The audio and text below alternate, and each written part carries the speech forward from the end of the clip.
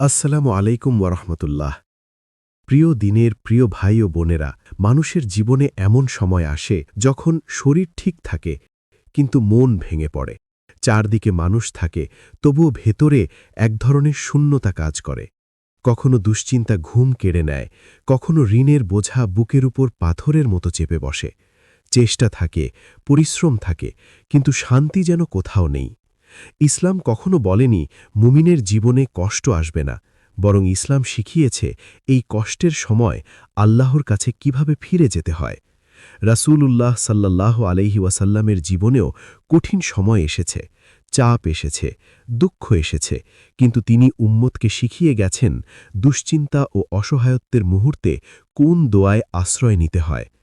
একদিন সাহাবী আবু উমামা রাদিয়াল্লাহু মসজিদে বসেছিলেন খুবই চিন্তিত অবস্থায়। রাসূলুল্লাহ সাল্লাল্লাহু আলাইহি ওয়াসাল্লাম তাকে দেখে জিজ্ঞেস করলেন, কেন এমন চিন্তিত? তিনি বললেন, দুশ্চিন্তা আর ঋণ আমাকে পেয়ে বসেছে। তখন রাসূলুল্লাহ সাল্লাল্লাহু আলাইহি ওয়াসাল্লাম তাকে একটি দোয়া শিখিয়ে দিলেন এবং বললেন, সকাল ও সন্ধ্যায় এই দোয়াটি পড়বে। আবু উমামা রাদিয়াল্লাহু বলেন, আমি এই দোয়াটি পড়তে শুরু করলাম, আর আল্লাহ তাআলা আমার দুশ্চিন্তা দূর করে দিলেন এবং ঋণ পরিশোধের রাস্তা করে দিলেন। হাদিস আবু দাউদ। এই দোয়াটি শুধু মুখের কথা নয়, এতে একজন মানুষের ভেতরের ভয়, দুর্বলতা আর বাস্তব জীবনের চাপ সবকিছুই আল্লাহর কাছে তুলে ধরা হয়।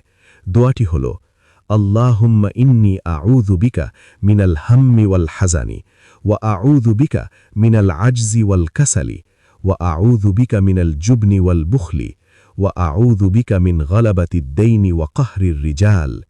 এই দোয়ায় আমরা আল্লাহর কাছে আশ্রয় চাই ভবিষ্যৎ নিয়ে দুশ্চিন্তা থেকে, অতীতের কষ্ট থেকে। আশ্রয় চাই অক্ষমতা ও অলসতা থেকে, ভীরুতা ও কৃপণতা থেকে, এবং আশ্রয় চাই ঋণের বোঝা ও মানুষের জুলুম থেকে।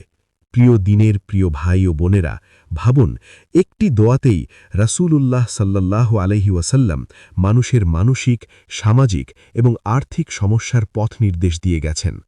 এই দোয়া পড়বেন ফজরের পর, মাগরিবের পর, অথবা যখন মন ভারী হয়ে আসে।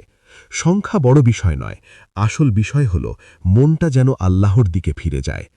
ঋণ মানুষকে ছোট করে না, দুশ্চিন্তাও মানুষকে ব্যর্থ করে না, কিন্তু আল্লাহর কাছে না ফেরা মানুষকে ভেতর থেকে একা করে দেয়। আল্লাহ তাআলা আমাদের সবাইকে দুশ্চিন্তা ও ঋণের বোঝা থেকে হেফাজত করুন, হালাল রিজিকের প্রশস্ততা দান করুন এবং অন্তরে প্রশান্তি দান করুন। আমিন।